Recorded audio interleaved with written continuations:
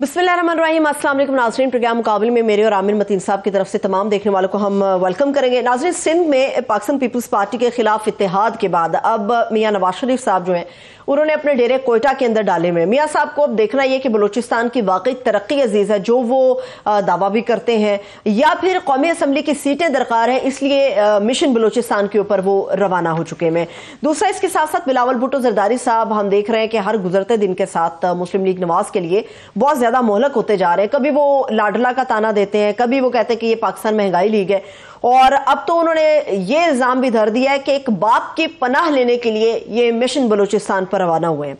सवाल यह कि क्या पाकिस्तान पीपल्स पार्टी अपने होम ग्राउंड सिंध में मुखालिफ इत्तेहाद से खौफजदा है, क्या मामलात हैं, और पाकिस्तान के अंदर जो दीगर दूसरे सियासी इश्यूज हैं उनके ऊपर भी हम बात करेंगे कि क्या क्या सोचा जा रहा है इलेक्शन के हवाले से और किस किस्म के दावे जो हैं वो हमारे सामने आ रहे हैं। सबसे पहले तो आमिर साहब, ये जो मैंने कहा ना मिशन बलूचिस्तान, एक मिशन इम्पॉसिबल तो बड़ा मशहूर रहा है, ये मिशन बलूचिस्तान कितना पॉसिबल होगा मियां नवाज शरीफ साहब के लिए?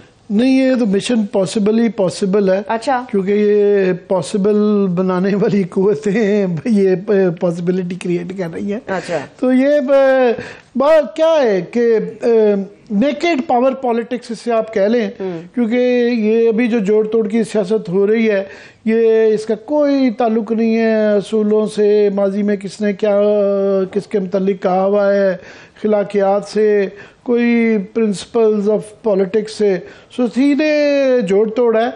और अभी ये रूल्स ऑफ द गेम तय नहीं हुए, अभी ये क्लियर नहीं है कि इलेक्शन जो हैं वो किन हालात में किस तरह होंगे, कौन सी पार्टी को पीटीआई को शामिल होने दिया जाएगा, नहीं दिया जाएगा, किस तरह शामिल होंगे। और मगर ये आगे की पॉलिटिक्स छिड़ गई है कि जनाब ये पोस्ट इलेक्शन कोलिशनें क्या होंगी। तो मैं समझता हूँ सिंध की जो पहले मीटिंग थी, उनकी जो अलायंसेस हुए थे जेयूआई के साथ फॉर एग्जांपल, या एमक्यूएम के साथ, इवन जीटीए के साथ, वो अलामती था, वो एक दिखाने के लिए कि नवाज शरीफ साहब सेंडेंस पे हैं, ऊपर आ रहे हैं, उभरते खिलाड़ी हैं, तो उसकी थी। अदरवाइज उसकी कोई इतनी इलेक्टोरल वैल्यू इसलिए नहीं है कि एमक्यूएम ने कोई उनके साथ जो है इलेक्टोरल लाइन्स नहीं है, वो एक सीट एडजस्टमेंट भी कोई उसकी तुक समझ नहीं आती। एमक्यूएम कोई पंजाब में उनको वोट नहीं दिलवा सकती, और नून लीग का वोट कोई ऐसा वहाँ पे कराची में खास नहीं है जो एमक्यूएम को दिलवा सके। सो लिहाजा उसकी वैल्यू जो है ना वो पोस्ट इलेक्टोरल अलायंसेस के लिए हो सकती है, उसके अलावा नहीं है। यही हाल सूरत हाल जेयूआई की है।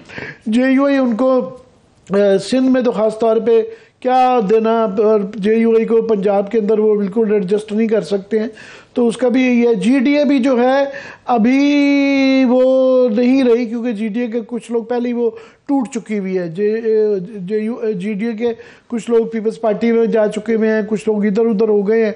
तो जीडीए ये वो उसकी सिंबॉलिक वैल्यू थी जो सिंध के अंदर इत्तेहाद था। यहाँ जो है बलूचिस्तान, क्योंकि बहरहाल एक पूरा सूबा है, और यहाँ पे जो लोग पहले ही एक तो इंडिपेंडेंटली जो गए हैं, उसमें जाम कमाल फॉर एग्जांपल, उनके ख़ानदानी तौर पे वो उनके दादा वालिद साहब जो है वो नून लीग में रहे हुए हैं, तो वो एक्चुअली वो वाहिद हैं पूरी पाकिस्तान की हिस्ट्री में जिनके दादा भी गवर्नर रहे, फिर उनके वालिद चीफ मिनिस्टर रहे, फिर ये खुद चीफ मिनिस्टर रहे। पॉलिटिकल हिस्ट्री है पूरी। तो वो फिर वापस वो आप कह लेंगे वापस इसमें आ गए हैं, दरमियान में वो बाप पार्टी में भी गए।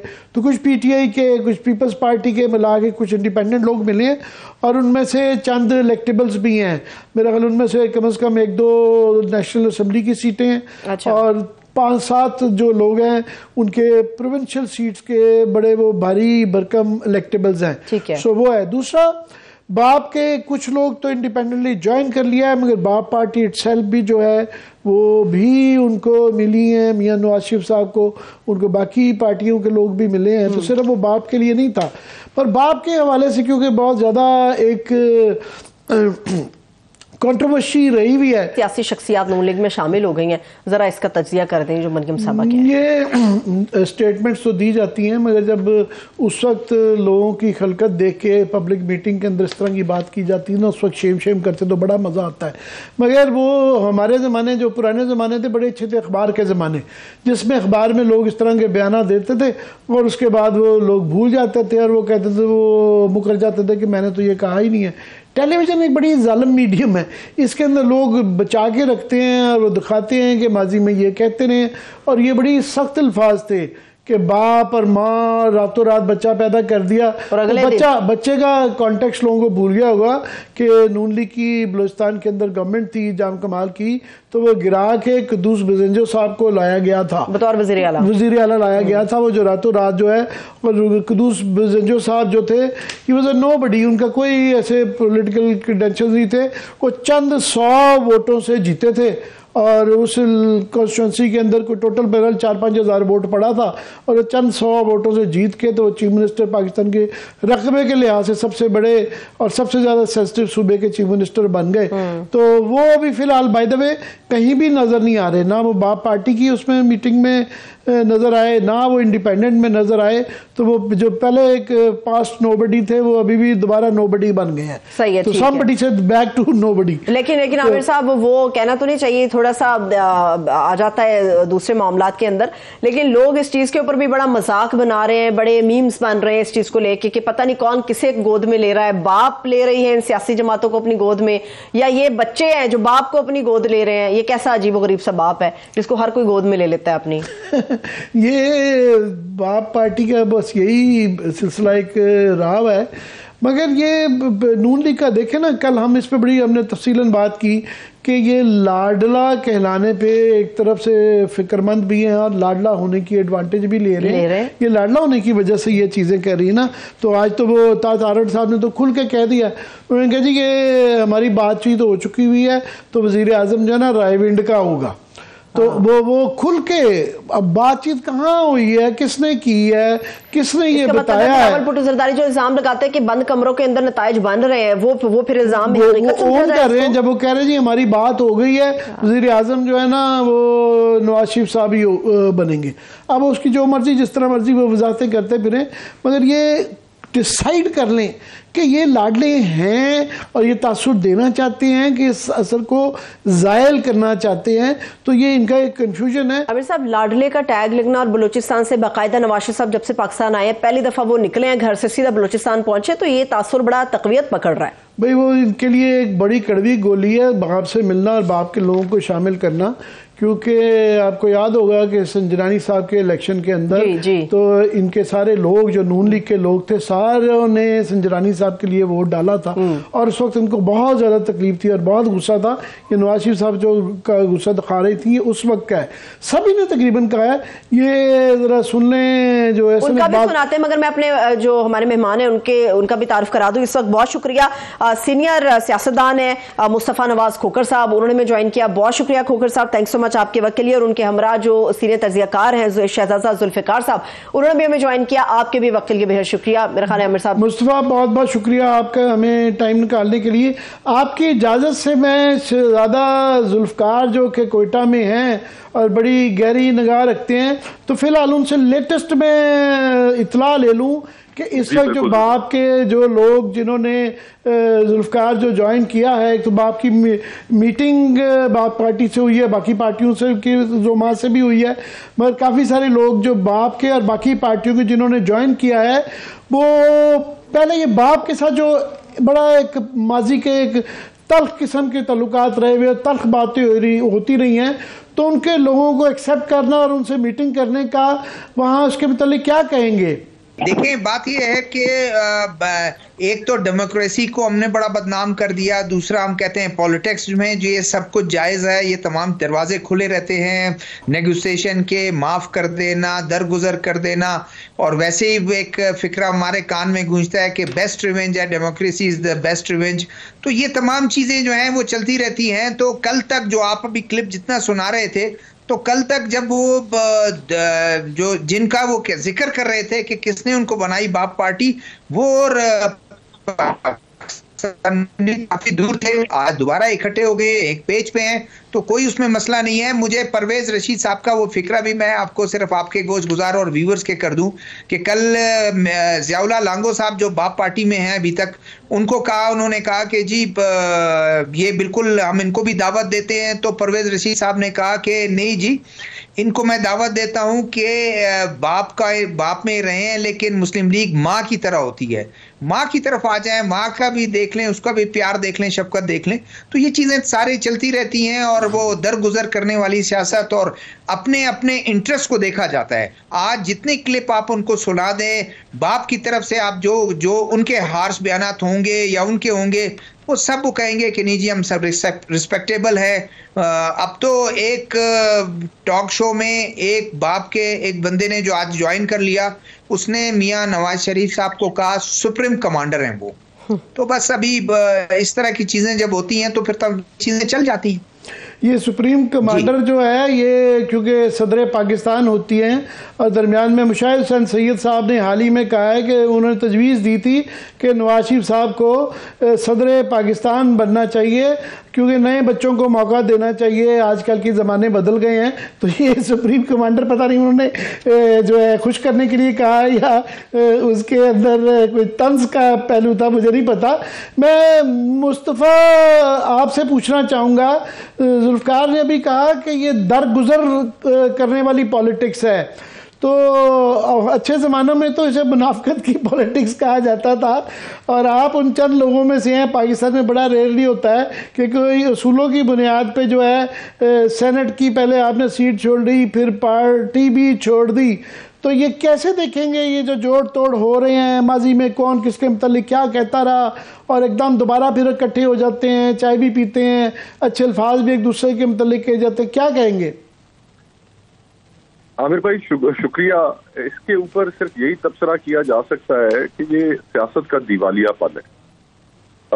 आपको याद होगा, मैं आपको अर्ज करता चलूं कि पीपल्स पार्टी से भी जो मेरी इख्तलाफात की जो बुनियाद थी वो बाप के लोगों से वोट लेना थी। ऑपोजिशन लीडर के इलेक्शन में जब यूसुफ रजा गिलानी साहब के इलेक्शन में हमने इनसे वोट ले लिए, तो उस वक्त मैं उस पर मोतरज हुआ और मैंने गुजारिश ये की अपनी क़यादत के सामने भी ये बात रखी कि जनाब अभी हफ्ता पहले तो हमने कैमरे बरामद किए, हफ्ता पहले तो हम उनके मुखालिफ इलेक्शन लड़ रहे थे, फिर हम पीटीएम में भी मौजूद हैं और आज अगर हम बाप से वोट ले रहे हैं तो हम ये किस किस्म की सियासत कर रहे हैं और इसका हमारी सियासत के ऊपर बहुत गहरा असर पड़ेगा। लोग सवाल उठाएंगे कि पीपल्स पार्टी किस जानिब खड़ी है।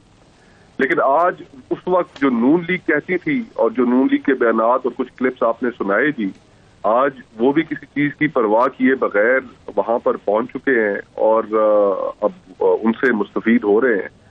तो ये सियासत का दिवालियापन जाहिर करता है कि जहां पर कोई आपकी कमिटमेंट नहीं, कोई उसूल नहीं, पावर पॉलिटिक्स आपका नजरिया है, उस पावर पॉलिटिक्स में इक़्तिदार हासिल करना आपका हदफ है और उसके लिए आप जिस तरह चाहें उस इक़्तिदार तक पहुंचे, उसमें कोई उसूल नहीं, कोई उसके अंदर ऐसी कोई बात नहीं कि आप चीज़ों से अपने नजरिए से किसी से स्टिक करें। और यही हमारी सियासत का अलमिया है जिसमें पिछले 76 सालों से पाकिस्तान को जकड़ कर रखा हुआ है और मुस्लिम लीग नून अब एक नए लाडले के तौर पर सामने आई है। और जब तक हम मैं तो समझता हूँ इस दायरों के सफर से बाहर नहीं निकलेंगे, उस वक्त तक पाकिस्तान कहीं नहीं पहुंच सकता। आज भी पाकिस्तान जिन मसाइल का शिकार है वो इन्हीं मसाइल का शिकार है कि यहाँ पर सियासत आज़ाद नहीं है और सियासत को महबूस किया जा चुका है। सियासी पार्टियां इस्टेब्लिशमेंट की तरफ देखती हैं, अब अवाम की तरफ नहीं देखती। अब मंशूर अहम नहीं रह गए, लोगों के बारे में, अवाम के बारे में, उनके मसाइल के बारे में, रिफॉर्म्स के बारे में गुफ्तगू अहम नहीं रह गई। अब गुफ्तगू अहम है तो ये है कि आप किस तरह इस्टेब्लिशमेंट को राजी करें और फिर उसके नतीजे में आपको कुछ सियासी जमातों की भी हिमायत हासिल हो जाएगी, कुछ इलेक्टेबल्स भी आपकी तरफ आ जाएंगे और फिर आप का इक़्तिदार में आने के लिए रास्ता साफ हो जाएगा। ये अनफॉर्चुनेट है पाकिस्तान के लिए। व्हाट कैन वन से। मुस्तफ़ा, एक बड़ी बहस चल रही है कि ये जिस तरह आपने कहा कि लाडले का एक तरीकाकार रहा है कि 35 साल से ये विश्व सर्कल चल रहा है कि जो लाडला कहलाता है फिर लोग ऑटोमेटिकली उसको हुकूमत मिल जाती है, वोटर भी वोट दे देते हैं, पार्टियां भी ज्वाइन कर लेती हैं। मगर एक ये बहस चल रही है कि मुस्लिम लीग के अंदर से कुछ लोगों को बड़ी तशवीश है कि इस दफ़ा शायद लाडला होना मुश्किल का बास हो, शायद लोगों को शऊर ज़्यादा आ गया है, शायद हो सकता है लाडला होने से ख़ास तौर पे पंजाब में और लाहौर में नून के अपने हल्के हैं जो ये तासुर को ज़ाहिर करने की कोशिश कर रहे हैं। क्या कहेंगे आप? देखिए, मेरे ख्याल में तो पाकिस्तान की आवाम ने कभी भी इस तरह की सियासत को पसंद नहीं किया, चाहे वो मोहतरमा फातिमा जिन्ना का वक्त हो कि जिसमें वो एक डिक्टेटर के खिलाफ इलेक्शन में खड़ी हो गई, उस वक्त भी लोगों की जो कसीर तादाद थी वो उन्हीं के साथ थी। फिर आप 70s की एरा देख लें, भुट्टो साहब की जो सियासत रही, फिर उनके साथ जो अलमनाक अंजाम हुआ, जो शहीद बीबी की 80 की दहाई की सियासत रही, तो पाकिस्तान के अवाम में तो ये शऊर और ये क्लैरिटी पहले से मौजूद थी कि ये सियासत ठीक नहीं है, ये तर्ज अमल पावर पॉलिटिक्स हमारे मसाइल का हल इसके जरिए मुमकिन नहीं है। लेकिन उनकी जो कसीर तादाद की जो सोच है उसको हमेशा सबवर्ट किया जाता रहा। और अब भी जो आने वाला इलेक्शन है, अगर मुस्लिम लीग नून इस तासुर के साथ, जो कि अब काफी हद तक मुस्तहकम हो चुका है लाडलापन का, उसके साथ अगर मैदान में उतरेगी तो उसको अवाम की तरफ से पजीराई नहीं मिलेगी। और मैं तो समझता हूं कि 2018 के इलेक्शन में दूध में पानी मिलाकर तहरीक इंसाफ के हाथ हुकूमत थमाई गई, और इस वक्त पानी में दूध मिलाकर मियां नवाज शरीफ साहब के हाथ हुकूमत थमाई जाएगी। अवाम के अंदर इस किस्म की सियासत की कतन कोई पजीराई नहीं, ये सियासतदानों की गलत फहमी है, और इसके नतीजे में वो अपनी तमाम मॉरल हाई ग्राउंड लूज कर चुके हैं, कर जाते हैं, और इवेंचुअली फिर उसके बाद जब दोबारा अवाम की तरफ पलटेंगे तो शायद वहां पर उन्हें उस तरह की ऑडियंस ना मिले, उस तरह की पजीराई ना मिले, जब वो मांगे तांगे के इक़्तिदार से धकेल कर एक दफा फिर निकाले जाएंगे। जुल्फ़िकार मुस्तफ़ा ने बड़ी अच्छी बात की है, जुमला पसंद आया कि पानी में दूध मिलाया जा रहा है। तो बलूचिस्तान में तो वाकई पानी में दूध ही मिलाने वाली एक काफ़ी दहाइयों से यही सिलसिला है। मगर अभी वहाँ के जो हालात हैं कि ये अफ़गानियों का इनखला का एक सिलसिला चल रहा है, फिर उसके बाद जो इंसर्जेंसी के वाक़यात बहुत तवातर से पिछले चंद हफ्तों महीनों में बहुत बढ़ गए हैं, और ऐसे मौक़ों पे वहाँ पे कहा जा रहा है कि चीफ मिनिस्टर ऐसा चाहिए जो इन इश्यूज़ के ऊपर जो है वो बड़ा स्ट्रॉन्ग हार्ड स्टांस ले। मेन स्ट्रीम पार्टीज़ जो होती हैं उनके हैंडीकैप्स होते हैं इस तरह के मामलात के ऊपर, इश्यूज़ के ऊपर वो स्टांस लेना जो कि पॉपुलर नहीं होता। तो इसका कितना असर पड़ेगा कि ये बाप इसमें नून लीग में जम हो रही है या नून लीग बाप में जम हो रही है? मेरे ख्याल में कुछ ज्यादा फर्क नहीं है। अगर नून लीग की हुकूमत जो बज़ाहिर अब तक नजर आ रहा है कि बलूचिस्तान में कोलिशन को लीड करेगी, और बशर्ते के मियां नवाज शरीफ साहब फिर 2013 वाला वो ना दोहराएं कि डॉक्टर मालिक साहब जो हैं वो 2.5 साल जो है आप ले लें, 2.5 साल के बाद हमारी पार्टी का कोई बंदा देगा, लीड करेगा। अगर वो नहीं होता, लेकिन लगता ये है कि जिस तरह बाप से आज मुलाकात उन्होंने की और जिस तरह से बाप की तरफ से बड़े अच्छे कलमात उनके लिए आए, उनके एक तरफ से बड़े अच्छे कलमात बाप के लिए आए, तो ऐसा लगता है कि बाप उनके साथ कोलिशन में होगी। और शायद उन लोगों के लिए जो लोग आर्म ट्विस्टिंग करते रहे हैं, हमेशा वजीर आला अंडर प्रेशर रहा है, आप भी बहुत अच्छी तरीके से जानते हैं, बलूचिस्तान को कवर करते रहे हैं, आर्म ट्विस्टिंग होती रही है। इश्यूज की अगर जो बात आप करते हैं तो वो इश्यूज मिलकर ही सब चीज़ों को वो करते हैं। 21-23 साल से ये चीज़ें चल रही हैं, ये इंसिडेंट्स चल रहे हैं, ये तमाम चीज़ें उसको किस तरह टैकल करते हैं, वो तो ओवरऑल एक पॉलिसी आएगी पूरे मुल्क के लिए। टीडीपी के जो जिस तरह से उनके वो बड़े हैं, उनके हरकत बड़े हैं या उनकी एक्टिविटीज़ बड़ी है, इसी तरह जो बलोच मिलिटेंट्स हैं वो भी महीने 2 महीने बाद कुछ सर उठा लेते हैं, फिर उसके बाद IBOs यानी इंफॉर्मेशन बेस्ड ऑपरेशन होते हैं, फिर इस तरह साथ चलता रहता है। लेकिन जो मैं एक और बात इसको ऐड करना चाह रहा हूँ कि तमाम चीज़ें दूध में पानी मिलाया जाता रहा है और इस तरह से ये चीज़ें चलती रही। देखिए, जिस दिन अवाम, ये जो मैं कहता हूँ ना, कहते हैं अवाम भी तो ये है कि हल्के में उन्हीं को वोट करेंगे कि जिनको उनको आसरा होगा कि बच्चे को नौकरी मिल जाएगी, हमारे हल्के में रोड पक्का हो जाएगा। और ये जिस दिन अवाम ने इस वाकई नापसंद किया, उस दिन सड़कों पे होंगे और उस पे फिर किसी का बस नहीं है कि उनको रोके या कोई उनको वो कोई फोर्स इस्तेमाल आप कर लें, वो लोग जैम कर देंगे तमाम सिस्टम को।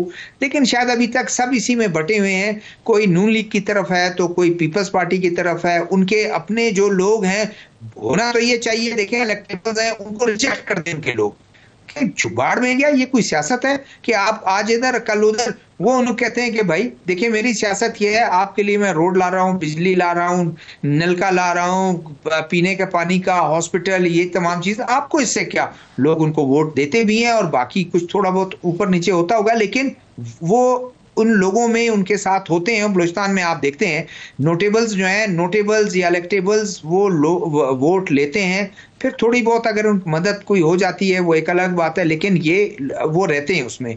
तो ये चीजें, और एक बात मैं बिल्कुल उस पर आखिरी ऐड कर दूं, चैलेंज बहुत बड़ा होगा आने वाली हुकूमत बलूचिस्तान के लिए, बहुत बड़ा चैलेंज होगा, क्योंकि पिछली हुकूमत जो गई है, जो मीर कुद्दूस बिजंजो साहब की, और जिसमें बड़ा शेर था, सादिक संजरानी साहब का बड़ा शेर था उसमें, वो उसके लिए बहुत बड़ा चैलेंज अभी आने वाले के लिए होगा कि एमपीए स्कीम्स को उसी तरह छोड़ देंगे कि सब में बांट दिया जाए, सबको जो है वो अरबों रुपए जो है, 2 अरब रुपए एक एमपीए को मिलता है सालाना, 10 अरब रुपए मिलते हैं, और उसमें से वो अभी बहुत ही वाजे हैं कि कितने परसेंट कमीशन उनको मिलता है, 20%, कोई 15% का कहता है, कोई 20, तो उसका हिसाब लगा ले। इसी तरह नौकरियां बिकती रहीं, इसी तरह जो है वो गवर्नेंस के इश्यूज जो हैं, और उसी वजह से ओवरऑल ये तमाम चीजें हैं कि आपके इंसर्जेंट्स जो हैं वो इस तरह वो करते हैं, या टीटीपी का वो है, दूसरे तवज्जो दे नहीं देते हैं। नौजवान कहाँ जाएं? नौजवान इसी तरह के भटकते रहते हैं। तो ये बहुत बड़ा चैलेंज आने वाली हुकूमत के लिए होगा कि वो करप्शन को किस तरह कंट्रोल खत्म ना करे, कम किस तरह करे, गवर्नेंस को किस तरह बेहतर बनाए, एमपीए स्कीम को रिवाइज करे, कलेक्टिव स्कीम के लिए रखे, कुछ पैसे अल्हम्दुलिल्लाह बलूचिस्तान को ये एजाज़ हासिल है कि असलम रईसानी मॉडल भी एक मौजूद रहा है, जिनमें उन्होंने तमाम ही असम्बली को, सबको ही कैबिनेट में शामिल कर लिया। तो हमारे यहाँ बड़ी बड़ी आला किस्म की बलूचिस्तान में मिसालें पाई जाती हैं। मुस्ता, मैं आपसे ये पूछना चाहूँगा, ये जो भी मंजर कशी की है शहजादा जुल्फ़िकार साहब ने, कि आप लोगों ने एक कोशिश की कि कुछ असूलों पे, ये जो पेट्रोनेज बेस्ड सियासत है कि जो कानून साज हैं वो कानून बनाने, पब्लिक वेलफेयर के लिए कानून साजी की बजाय बल्दियात के नाला और पानी और इन चीज़ों में घुसा दिए जाते हैं। तो ये वो आपने बड़ी एक उम्मीद की किरण दिलवाई थी कि शायद पॉलिटिक्स को उस तरफ मोड़ें। तो वो क्या ये जिस तरह जोड़ तोड़ दोबारा उस तरफ हो रहे हैं, वो आइडिया जो आप जो फ्लोट कर रहे थे वो दम तोड़ चुका है? देखिए, आइडिया तो कभी भी दम नहीं तोड़ेगा। हम उस आइडिया को अगर बात कर रहे हैं तो कल को और लोग भी बात करेंगे। ये लोग महसूस कर रहे हैं इस चीज को कि पाकिस्तान के मसाइल का हल इस किस्म की सियासत में मौजूद नहीं है। आपने तो आमिर भाई 70s की सियासत को विटनेस किया हुआ है, मैंने नहीं किया हुआ, मेरी उम्र कम है, लेकिन हमने जो तारीख की किताबों में देखा है कि उस वक्त हमारी सोसाइटी आइडियोलॉजिकल ग्राउंड्स पे और हमारी जो सियासत थी वो उस बुनियाद पे चल रही थी। 85 के नॉन पार्टी बेस्ड जब इलेक्शंस आए उसके बाद से ये सिलसिला चल पड़ा कि जिसमें आप MNAs को तरक्याती फंड भी देते थे, डिक्टेटरशिप की मजबूरी थी कि उनको ये फंड्स दे के उनको अपने साथ रखे, और बाद में ये सियासी हुकूमतों ने भी ये अपना सिलसिला जारी रखा तरक्याती स्कीमों का। फिर नतीजतन उसका ये हुआ कि वो लोग एट बेस्ट जो लोकल गवर्नमेंट के अंदर मेयर होने चाहिए थे या नाजिम होने चाहिए थे, वो आपके असेंबलियों के अंदर पहुंचना शुरू हुए, और जो प्राइमरी पर्पस था आपकी असेंबलीज का कि लेजिस्लेशन, वो डिफीट हो गया। अब वहां पर लोग जाते ही सिर्फ इसलिए हैं कि यार हम अपने हल्के के लिए वहां से कुछ फंड्स लेंगे और फंड्स लेकर वो खर्च करेंगे। ये उनका काम नहीं है, ये हम सब जानते हैं। और फिर इसमें अहम बात ये भी है कि जिस तरह अभी शहजादा साहब ने बताया कि जितनी खतीर रकूम NFC के बाद सूबों को अवेलेबल होती हैं और वो जिस तरीके से डिस्ट्रीब्यूट की जाती हैं, कोई अकाउंटेबिलिटी नहीं है।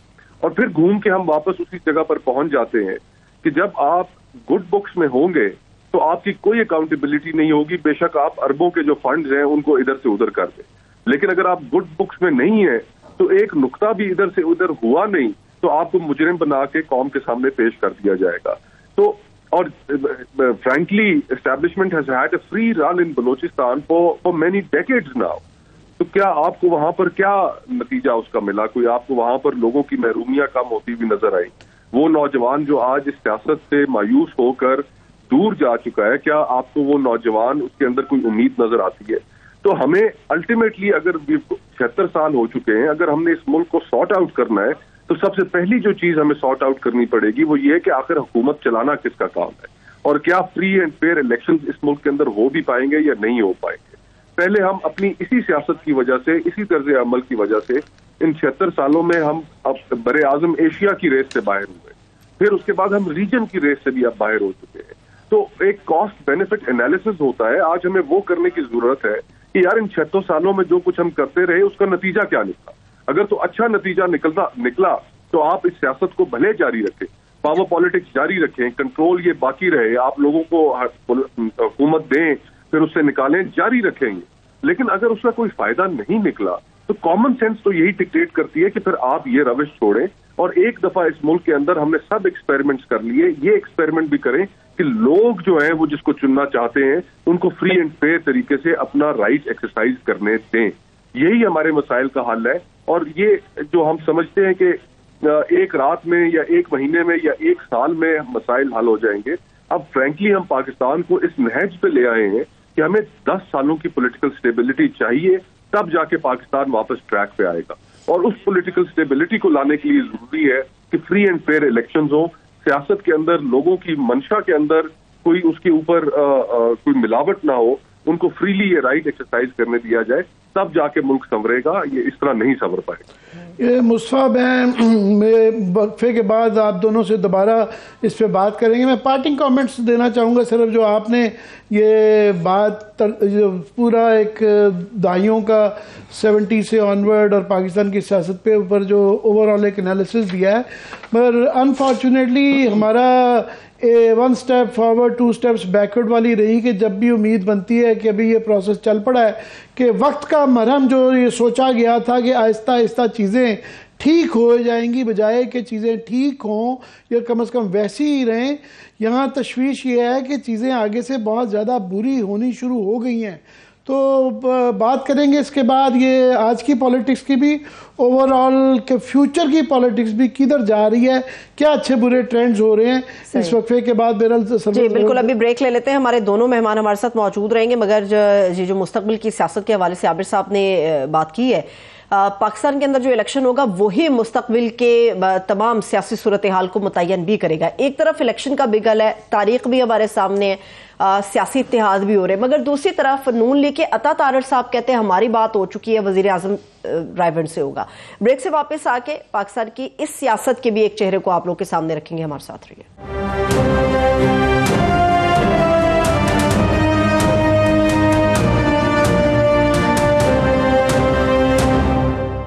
ब्रेक के बाद एक बार फिर से प्रोग्राम में हम आपको खुश आमदेद कहेंगे। हमारे दोनों मेहमान हमारे साथ मौजूद हैं। बलूचिस्तान से आमिर साहब, जो खबरें आ रही हैं मुसलसल, वो टोकरी के अंदर तकरीबन 30 के करीब जो लोग हैं वो रख दिए गए हैं। जी जुल्फकार, मैं आपसे पूछना चाहूँगा कि मैं पहले ये कह रहा था कि जो सिंध के अंदर जो अलाइंसेज हुई हैं उसकी सिंबॉलिक वैल्यू ज़्यादा है, पर यहाँ बलूचिस्तान में वैसे भी इलेक्टेबल्स मैटर करते हैं और ये हमने देखा है कि ये जवाल हमारे सामने हुआ है कि 70s 80s में मेन स्ट्रीम पार्टीज जो थी, पीपल्स पार्टी, उसके बाद मुस्लिम किसी ना किसी शक्ल में, नेशनलिस्ट पार्टियां, बलोच और पश्तून, उनकी एक पॉलिटिकल कल्चर था, एक पॉलिटिकल प्रेजेंस थी।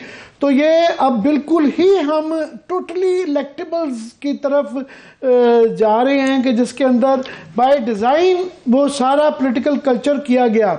वहाँ एक ये बहस रहती है बलूचिस्तान में कि जो बलूचिस्तान के प्रॉब्लम्स हैं उसका पॉलिटिकल सलूशन तलाश करना चाहिए, जिसके लिए बड़ा ज़रूरी है कि पॉलिटिकल कल्चर हो, पॉलिटिकल डायलॉग हो और डिविजिव पॉलिटिक्स ना हो, सब लोग इकट्ठे बैठ के करें तो शायद हल निकले। तो इसकी आज की ये जो जोड़ तोड़ हो रही है, इसके बाद वो उम्मीद कम होती है या ज़्यादा होती है?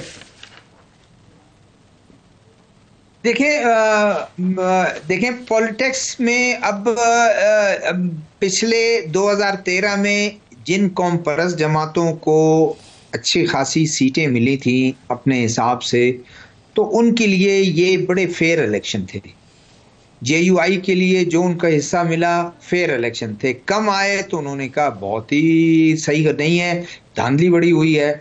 फिर 2018 में जिस कौम पर जो उसके अगेंस्ट जिन कौम परस्तों को ज्यादा मिला तो वो उन्होंने कहा बिल्कुल ठीक है, और जिनको बिल्कुल वाइप आउट हो गए वो अपने असेंबली, नेशनल असेंबली में, सूबाई असेंबली में उनके सरबराह हार गए या उन्होंने इलेक्शन में हिस्सा नहीं लिया, तो उन्होंने कहा बहुत ही धांधली हुई है और ये नहीं है। अब आने वाले इलेक्शन में अगर उनके लिए कुछ चीजें ऐसी हैं तो कहेंगे जी बेहतर है। ओवरऑल यही एक वो है जो आपने एक नक्शा खींचा है और आपने एक ड्रॉ किया है हमारे व्यूवर्स के सामने के व्यूवर्स जो है कि इस बलूचिस्तान में यही इलेक्टेबल्स हैं जो मैटर करते हैं। और अगर ये IJI के दौर से ही शुरू है 90, उसके बाद मुस्लिम लीग और फिर उसके बाद जनाब नून है, फिर काफ है, या सिर्फ मुस्लिम लीग और उसके बाद फिर काफ है, फिर जनरल मुशर्रफ के साथ, फिर यही काफ 22 लोगों के साथ इलेक्ट होते हैं और पीपल्स पार्टी सिर्फ 7 सीटें लेती हैं। इंडिपेंडेंट शामिल हो जाते हैं और वो रिजर्व सीटें फिर 14 हो जाती है, लेकिन 22 वाला टुकड़ों में बंटकर सीधा जाकर वो पीपल्स पार्टी के साथ इत्यादी बनकर कि भाई पीपल्स पार्टी हुकूमत बनाए, क्योंकि वहां पर इस्लामाबाद में हुकूमत आप लोगों की बन गई है, तो वो इस तरह शामिल हो जाता है। तो ये चीजें चलती रहेंगी और इसी तरह हम उसको खुद आप मुझे बताएं कि आप ज्यादा गवाह हैं कि शायद होता होगा, पूरे पाकिस्तान में होता होगा, लेकिन शायद सबसे ज्यादा एक हॉर्स ट्रेडिंग कह लें, कोई ट्रेडिंग कह लें, जो इलेक्शन सेनेट के इलेक्शन में होता है, फखर से लोग बैठ के अपनी निजी महफिलों में कहते हैं मैंने 60 करोड़ में जो है ये वो खरीदा है, मैंने 70 करोड़ में मैंने 40 करोड़ में सी, वही टिकटें PTI हो वो टिकट उनको मिल जाता है, उनको दूसरी पार्टियों वो उनको टिकट दे देते हैं और सारा कुछ बाप में हो उसमें हो, कोई फर्क नहीं पड़ता। तो ये चीजें चलती रहेंगी और ये चीजें हम बैठ के, लेकिन ये जरूर है कि लोग इस बात को कहते हैं कि ये बदलना चाहिए और आपको उन हल्के का ख्याल करना चाहिए, आम आदमी का ख्याल करना चाहिए। आम आदमी का आप ख्याल करेंगे, आपकी पॉलिटिक्स भी जो है वो फोकस होगी और आपकी पजराई मिलेगी, लेकिन कुछ उसूल होने चाहिए। ये नहीं है कि अभी वो अगर उस किश्ती डूबने वाली है फौरन से आप जंप करना शुरू कर दें और उसके बाद उस किश्ती के करीब जाएं जहां पर आप वो जबरदस्त तैर रही है, और उसके बाद जब वहां कुछ हो उसके बाद फिर वापस इधर आ जाएं। पॉलिटिकल पार्टीज को भी सोचना चाहिए कि आप इतनी जल्दी इनको गले से ना लगाएं। मैं कहना चाहूंगा कि मुस्तफा से इन्होंने बड़ा अच्छा एक कई 50 साल का जो एक एनालिसिस दिया है, बड़ा अच्छा है कि वाकई जो पाकिस्तान के जितने भी लीडर्स उभरे हैं, जो पॉपुलर लीडर्स हुए हैं, वो मज़ामत की पॉलिटिक्स में, भुट्टो साहब मज़ामत की पॉलिटिक्स से निकले, बीबी ऑफ कोर्स सारी वो मज़ामतें कही, नवाज शरीफ साहब जब उन्होंने मैं डिक्टेशन नहीं लूँगा या वोट को इज्जत का नारा मारा तो उस वक्त पॉपुलर पॉलिटिक्स के अंदर वो दाखिल हुए। ये इमरान खान साहब जो हैं उनके ऊपर ये सेम पेज वाला है जो ये पहले इम्पोर्टेड वो जो सिलेक्टेड वाला इल्ज़ाम था, तो अब वो पॉपुलर पार्टी हालात के इस मैच की वजह देखेंगे। ये सवाल है कि क्या वो इसमें कामयाब होते हैं कि नहीं होते। वो मुझसे सवाल मेरा आपसे ये है कि बलूचिस्तान से तो वहाँ तो ये अफराद के इर्द गिर्द, इलेक्ट्रिकल्स के इर्द गिर्द ही सारी सियासत नज़र आ रही है। पंजाब में मेरा ये तासुर होता है कि यहाँ ऐसी सूरत हाल नहीं है, यहाँ उस तरह के लोग बड़ा डर रहे हैं अभी भी इलेक्टेबल्स पॉपुलर मूड देखते हुए। यहाँ तक कि नून लीग की ये जो खबर आई थी कि नवाज शरीफ साहब परेशान है कि ये तासुर नहीं जाना चाहिए कि हम जो है लाडले हैं, तो क्या पंजाब में कोई डिफरेंट आप मूड देखते हैं? बिल्कुल कतन मैं डिफरेंट मूड नहीं देखता। लोगों के अंदर ये शऊर है, लोगों के अंदर ये आगाही है कि इस किस्म की सियासत को वो अब मजीद पाकिस्तान में पनपना नहीं देखने चाहते। लेकिन अब सवाल ये पैदा होता है कि आउटलेट उसका, आप ये कह रहे हैं कि लाडले वाला मूड नहीं देख रहे, लोग इस चीज से निकलना चाहते हैं, यही कह रहे हैं ना? लोग इस चीज से निकलना चाहते हैं, माशरा इस चीज से निकलना चाहता है, लेकिन उनको अब इससे कैसे निजात मिलेगी उसमें एक बहुत बड़ा सवालिया निशान है। पंजाब की जहां तक पॉलिटिक्स है उसके अंदर पोस्ट 9 मई PTI को एक बहुत बड़ा नुकसान तो हुआ है और उसके नतीजे में अब शाजो नादर ही आपको कोई उनका ऐसा नॉन फेस नजर आए जो PTI के साथ अभी तक खड़ा हो, तो वो जो इलेक्टोरल एक मशीनरी है, जो कैंडिडेट्स जो उन्होंने पिछले इलेक्शन में सामने लेकर आए थे या उनके जो टिकट होल्डर्स थे, उनकी गैर मौजूदगी में उनका आप प्रोग्राम जो सुनने में आ रहा है ये है कि वो नए लोगों को टिकट देंगे, जिसमें वकला की एक बड़ी तादाद शामिल होगी। लेकिन वो किस हद तक हमारे इस प्रोसेस को समझ पाएंगे, नया कैंडिडेट, वकील, तो उसमें मुस्लिम लीग नून को एक डेफिनेटली एक इलेक्टोरली स्पीकिंग एक एज जरूर हासिल होगा। लेकिन जहां तक पब्लिक का ताल्लुक है तो उसमें फिर 16 महीने की जो हुकूमत रही उसका भी एक बैड टेस्ट मौजूद है। लोग महंगाई से सख्त तंग है ऑल अक्रॉस पाकिस्तान, वो सिर्फ पंजाब में नहीं, पूरे पाकिस्तान में लोग महंगाई से सख्त तंग है। और एक बड़ा तबका ये भी महसूस करता है कि ये सियासत और सियासी जो बयानियां है लोग और सियासी पार्टियों का रोज कलाबाजियां खाना, उसमें हमारी गुफ्तगू का है, अवाम की गुफ्तगू का है, उनके इश्यूज की गुफ्तगू का है। तो एक बहुत बड़ा बेजारी का भी एलिमेंट लोगों के अंदर पैदा होता जा रहा है कि जिसमें सियासी बरहनगी जो है, बेलिबासी जो सियासत की जिस तरीके से हो गई है, लोग उसको अच्छी नजर से नहीं देख रहे और अभी भी ये समझ रहे हैं। एक बड़ा तबका ये समझने पे अब मजबूर होता जा रहा है कि ये सियासतदान अब बयानियां क्या लेके इलेक्शन में आएंगे। फॉर एग्जाम्पल मुस्लिम लीग नून यही लेकर आएगी कि 2017 में हमारे साथ बहुत जुल्म हुआ। तहरीक इंसाफ ये बयानियां लेके आएगी कि हम एक जुल्म के दौर से गुजर रहे हैं। लेकिन लोगों की गुफ्तगू कहाँ है? उन 25 करोड़ लोगों की जो डेली के जो रोजमर्रा के मसाइल हैं उनके ऊपर गुफ्तगू का है। आज पाकिस्तान में लोगों को नहीं पता कि उनका महीना कैसे गुजरेगा, जो सैलरीड क्लास है, उनका हफ्ता कैसे गुजरेगा, जो दिहाड़ीदार तबका है उसको नहीं पता कि उसका दिन कैसे गुजरेगा। तो सियासी जमातों की इस पावर पॉलिटिक्स से एक बहुत बड़ा तबका मायूस भी होता जा रहा है, इनके अपने रवैयों की वजह से, किरदार की वजह से। और मैं नहीं समझता कि इस माशरे में अभी इस तरह की सियासत की मजीद कोई गुंजाइश है। और ये लाडले होने का जो तासुर है ये बिलाशुबा मुस्लिम लीग नून को वोटर लेवल पे बहुत बड़ा नुकसान देगा मेरे ख्याल में। इस पे एक हमने नून लीग, पीटीआई ये सारा डिस्कस कर लिया, मगर सबसे एक बहुत बड़ा प्लेयर जो है वो पीपल्स पार्टी है। और बिलावल भुट्टो साहब का अगर प्रोड्यूसर साहब दिखा सकें कि उनका आज बड़ा एक सख्त मजीद तवातुर के साथ उनकी अल्फाज की सख्ती बढ़ती जा रही है। ज़ुल्फ़िकार मैं आपसे शुरू करूँगा कि वहाँ पे ट्रेडिशनली जो है पीपल्स पार्टी का असद ज़रदारी साहब का बलूचिस्तान के अंदर एक ज़्यादा एक असर रसूख रहा, और ख़ास तौर पे ये जो गिले शिकवा कर रहे हैं बाप के हवाले से संजरानी साहब का, वो क्रेडिट उन्होंने लिया था कि जी ये मैंने ये पुल थ्रू किया है। तो अभी जो है पीपल्स पार्टी, पहले ये तासुर था कि काफ़ी सारे लोग पीपल्स पार्टी में जा रहे हैं, तो उनका ये गुस्सा समझ आ रहा है कि नहीं आ रहा कि एकदम से नून लीग को देखा कि सारे ये फेवरेट्स हो गए हैं? जी बिल्कुल, गुस्सा उनका यही है। देखें, यही बाप के लोग अगर आज मुतरज़ हैं तो बाप के लोग तो 3 साबिक मिनिस्टर्स और 3 सिटिंग एमपीए सलीम खोसो, आरिफ जान मोहम्मद हसनी और ज़हूर बुलेदी, ये तो गए जाकर शामिल हुए, और उनके साथ बहुत बेशुमार दूसरे लोग गए जाकर उन शामिल हुए। अब मकरान से भी कुछ असगर रिंद वगैरह शामिल हुए, रऊफ रिंद शामिल हुए। तो और लेकिन बाद में वो जो पीछे आने वाले लोग थे उनको समझ आ गई और वो नहीं गए। तो ये गुस्सा उनका है। अगर ये सब चले जाते तो फिर गुस्सा कुछ नहीं होता।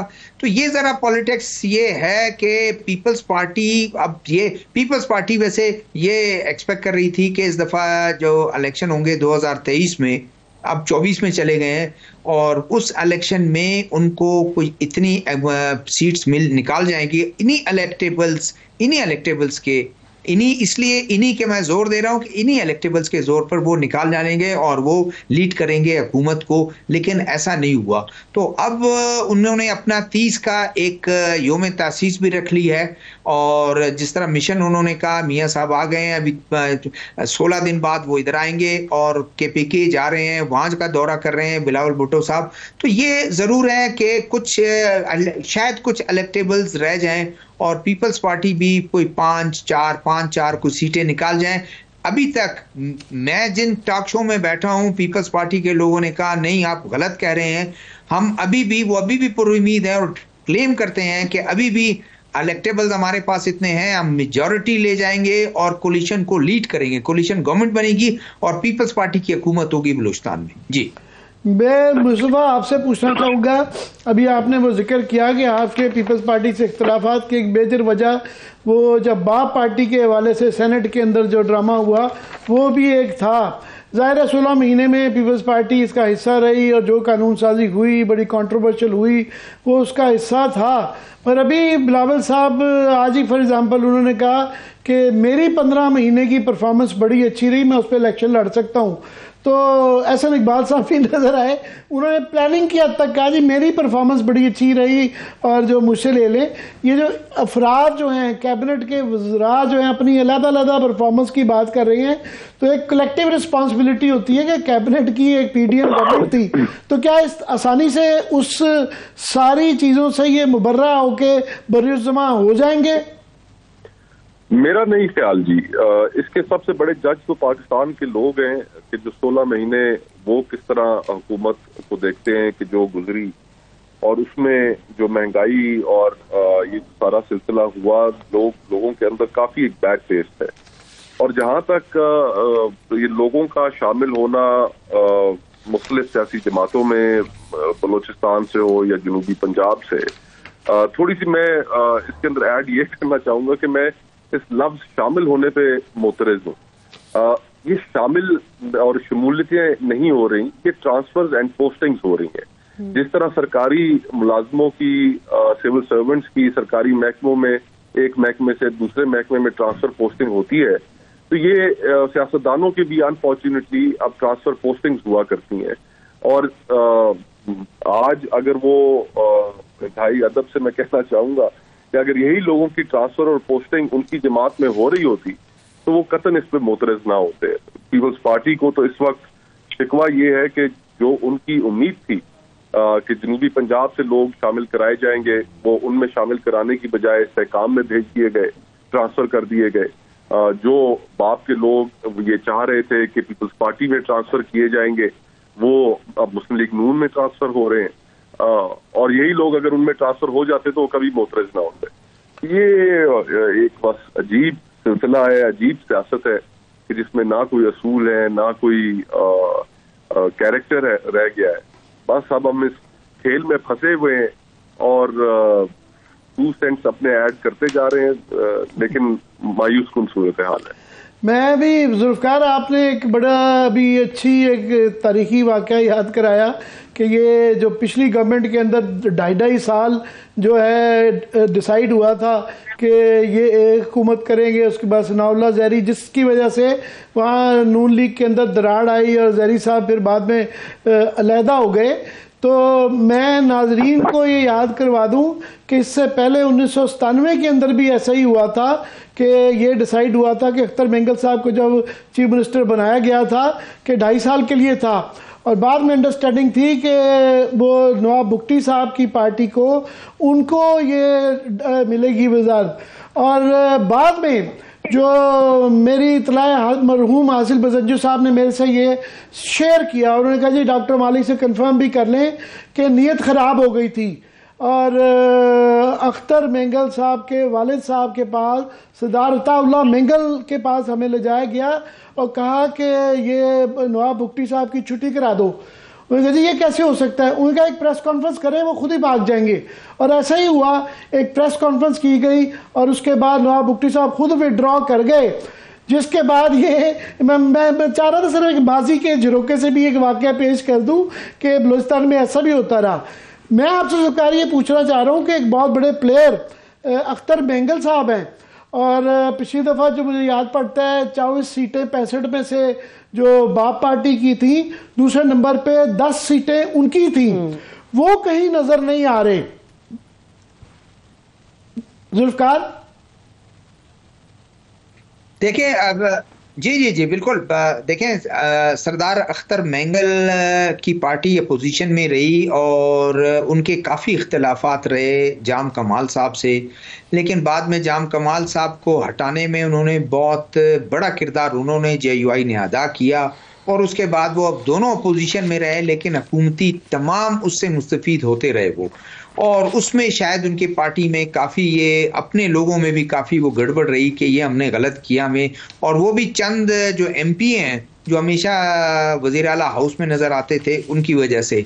और लेकिन मुझे इन्होंने बताया कि मुस्लिम लीग वालों ने बताया कि मियां नवाज शरीफ कहते हैं कि हमने महमूद खान हो, सरदार अख्तर मेंगल हो, डॉक्टर अब्दुल मालिक को, हमने इनकी पार्टियों को और इनको साथ रखना है। आगे चल के भी जितने इनकी वो आती हैं हम इनके साथ चाहते हैं कि इनके साथ मिलके बलूचिस्तान के मसले को मुझे क्लोज करना है। मुस्तफा, आपके क्लोजिंग रिमार्क्स, अभी तक आपने ये जुमला बहुत कहा है कि हम उम्मीद करते हैं ऐसे हो, मगर क्लोजिंग रिमार्क्स को क्या होने जा रहा है उस पर जरा फोकस करेंगे, खास तौर पे कि लोग इस लाडले की परसेप्शन के ऊपर क्या रिएक्ट करेंगे या पहले की तरह हंके जाएंगे? आमिर भाई, मुझे 2018 के इलेक्शन के नतीजे में एक क्राइसिस खड़ा हुआ जब आरटीएस का फेलियर हुआ, और फिर बाकी जो जमातें थी उन्होंने इमरान खान साहब की हुकूमत को चलने नहीं दिया। इसी तरह आने वाले जो इलेक्शंस हैं उनकी फ्री एंड फेयर होने पे बहुत ज्यादा सवालात खड़े हुए हैं, और अगर वो इलेक्शन फ्री एंड फेयर नहीं होंगे जैसा कि नजर आ रहा है, तो फिर हमारा पॉलिटिकल इंस्टेबिलिटी का साइकिल जो है वो कंटिन्यू करेगा, और मुल्क मजीद इंस्टेबिलिटी, सियासी अदम इस्तेकाम बर्दाश्त करने की पोजीशन में नहीं है। हमारी economy is at the brink of default, हमें से $3 अरब मार्च तक मिले हुए हैं।